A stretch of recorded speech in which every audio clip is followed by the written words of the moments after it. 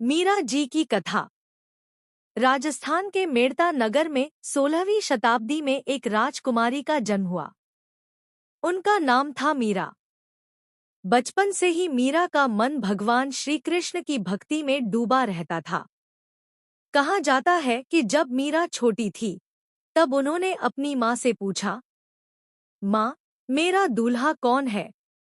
उनकी माँ ने मजाक में श्री कृष्ण की मूर्ति की ओर इशारा करते हुए कहा, यही तुम्हारे दूल्हे हैं। बस वही बात मीरा के हृदय में बैठ गई। उस दिन से उन्होंने श्री कृष्ण को अपना स्वामी और जीवन साथी मान लिया। मीरा बड़ी हुई और चित्तौड़ के राजा भोजराज से उनका विवाह हुआ। लेकिन विवाह के बाद भी उनका मन केवल गिरधारी गोपाल में ही रमा रहता। वे दिनरात श्री कृष्ण के भजन गाती और उनकी मूर्ति के साथ ऐसे बातें करती जैसे अपने प्रियतम से करती हों।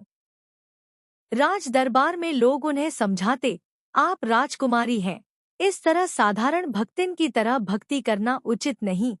पर मीरा कहती, मुझे राज्य, वैभव, मान सम्मान नहीं चाहिए, मुझे तो केवल श्याम चाहिए। कहा जाता है कि मीरा पर कई बार अत्याचार भी किए गए। उन्हें विष का प्याला दिया गया, पर जब उन्होंने कृष्ण का नाम लेकर वह पिया तो वह अमृत बन गया। उन्हें नागदंश से मारने की कोशिश की गई, परंतु नाग भी उनके चरणों में झुक गया। अंततः मीरा जी का जीवन श्री कृष्ण भक्ति में ही पूर्ण हुआ।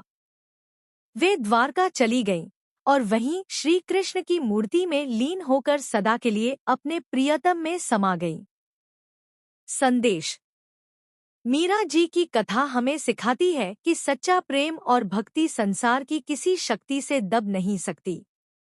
जब हृदय पूरी तरह भगवान को समर्पित हो जाता है तो भक्त और भगवान एक हो जाते हैं।